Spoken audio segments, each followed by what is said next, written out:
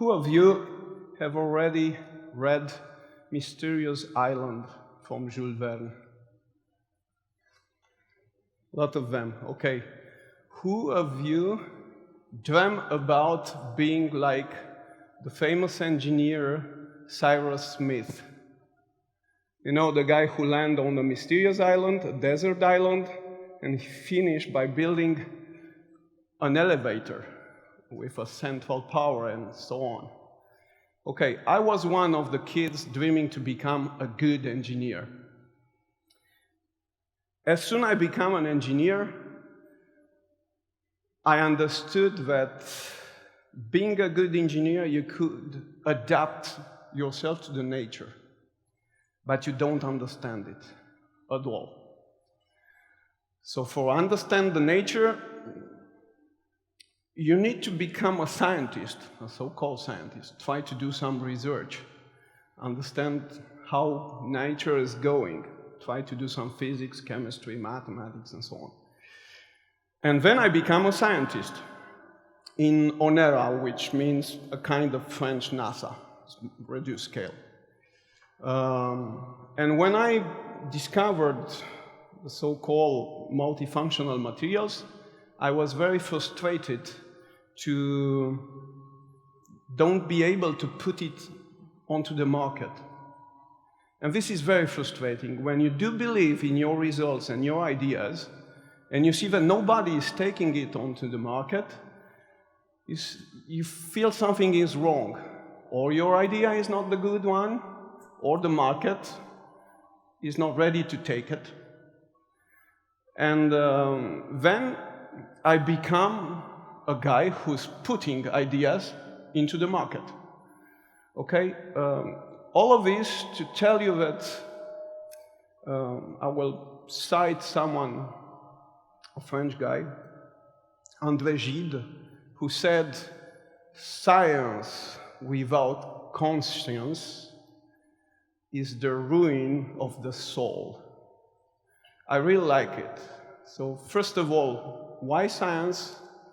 For doing what with, and how to shape the future and modify our world, okay? At the end of the speech, if you will go at home, and each morning you wake up with the idea, how could I create value together with other people? Well, I won my speech. This means I successfully virused you, and that's my intention. I will give you some tips about how to implement your ideas successfully into the market. Some of you will believe that, well, I'm innovator because I have a great idea. What I was believing too. Multifunctional materials, acoustic, and also very good strength. And doesn't work. The market did not accept this kind of materials. Because I was an inventor, not an innovator. To become an innovator, you need to bring your idea into the market. Creativity plus value.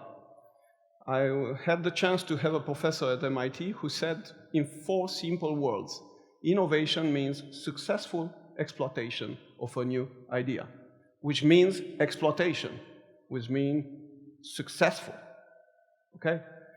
If not, elsewhere, it's a dead-born idea. I'm sorry. It doesn't work. Nobody is taking it. Even if you believe that, take my baby, it's the nice one. It doesn't work. I don't care. Okay. Most of all of us are genetically programmed to be an innovator. If you believe in Darwin, he's not the strongest guy who will survive. He's the one who is the faster to adapt. And he's right. So we are all of us very fast adapters. So what means an entrepreneur? This is one of the world I'm really proud to be also French, not only Romanian, because this is a world invented by the French and not translated in other language. Is entrepreneur. This is very good. Have you seen Social Network movie? Okay. What do you believe about Mark Zuckerberg? That's the question who killed. Yeah, I see. When I give him some lessons in universities, some of them answer, "It's a jerk, sir." Good. When I'm giving lessons to an international master degree, the guys are coming with, "It's an over-passionate person."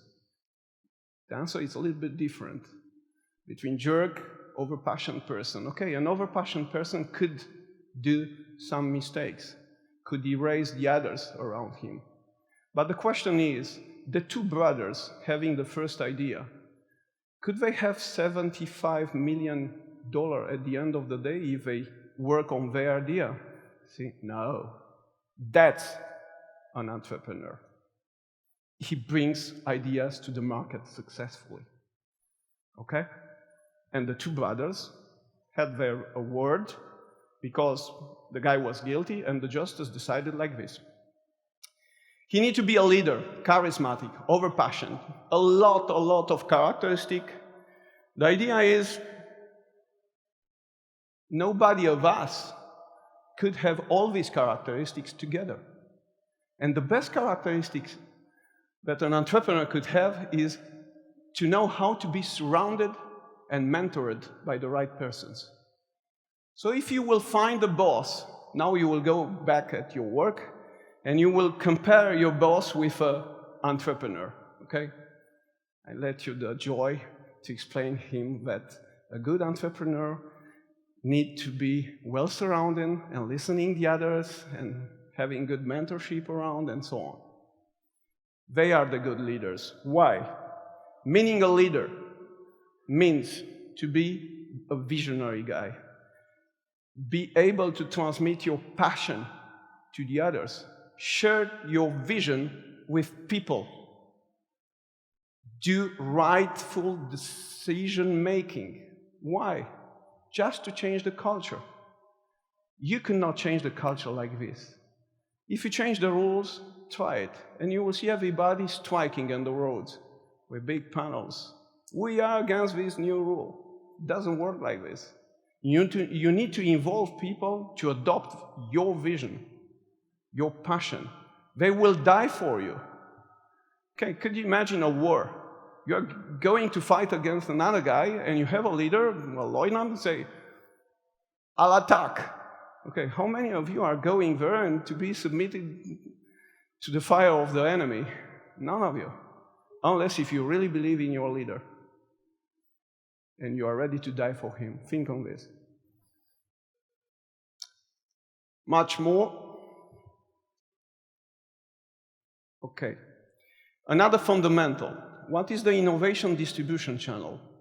Well, I'm speaking about commercial aircraft because I know it, but there are a lot of distribution channels of the value you create. So you have the passenger who pay his ticket to an airline, who buy aircrafts, who has his own development office, who will decide for the technology ideas, new ideas on board, successful exploitation, who has a corporate research center, who could come to us to have some ideas. May I put you a question? For €100 you pay to sit at the row, L or at the windows. How many of these €100 are going to Airbus?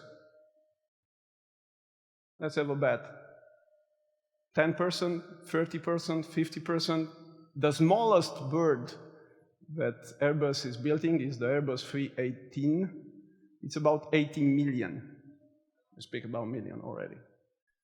It's less than €7. Less than 7. Well, just for your information, at ONERA we got 2 cents. And we are very proud about 2 cents. Okay? Why it's important, this notion? On horizontal, I pointed what you commonly call competition. Okay? You know how to fight against them. You are bidding on costs, quality, and so on. But let me speak to you about these guys. Because I could say, they are the busters. For 100 euro, they leave me here only 2 cents. They are my two competitors, but they are my clients. So if you don't take care about your vertical competition, you miss the point, and you will never succeed in being an entrepreneur or building a good enterprise or bringing a good idea onto the market. If you don't take care about the value chain where you are placed and what is your position, you'll be screwed out by all the other players. Criticity. You have to give them criticity. You need to be the only one being able to supply them through your ideas. So this means IP, intellectual property. So let me ask you, how many patents Romania is filling per year? Internationally, I mean. And you will discover something very nice. Okay, another fundamental. A good guy called Mankins, working in NASA, he said something about a technology. He imagined what we could call it technology readiness level scale. So when a technology is ready to be introduced onto the market, you could generalize this with an idea.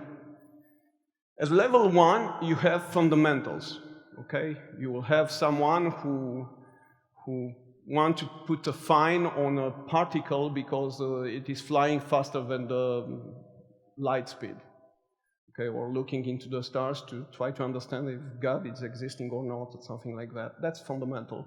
Then you have applied science, already in technology readiness level 2. So applied science means I'm trying to solve a problem. And you are not still on the market. The market is a level 9. And you pass through laboratory demonstration, operational condition demonstration, industrial prototype, and so on. So the road is very long to innovate. It's very easy to invent, but it's very long to innovate. And you change all the actors everywhere. I will go faster. This is the number of ideas.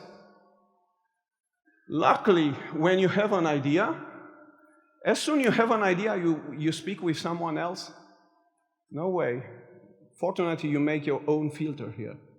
And generally, 1 by 10, you are speaking with the guys you know, your proximity, your professional proximity. What do you think about? And they will kill you the 9 by 10, which is good too. And with the 1 remaining by 100, you dare to see your bosses and say, hey boss, I have a good idea. Give me some money, I will make the demonstration in laboratory. And the bosses say, yeah, Florin, look, that's my money, I will give it to you. So then you will look for what we call business angel, and then for venture capital and so on. Take care, a venture capital will never invest unless if you do the demonstration in operational conditions. That's why we call him business angel, because here he assumed the risk. He's an angel. He takes the risk and follow your idea because he really believed in your idea too, and it became his idea too. Much more, this is the investment curve. You go deep and deep and deep and deep. And luckily here, you say, well, I'm ready to sell, so I will put my curve with an I shift on the left. Forget it. You have to pay for commercializing, promoting, so all the stuff. If you have an entrepreneur who forgot this, he's screwed. Done. Over. Okay? Everything here is called Death Valley. Money, money, and money, and money, hoping a successful exploitation. That's why to innovate is not so easy. To invent is very easy.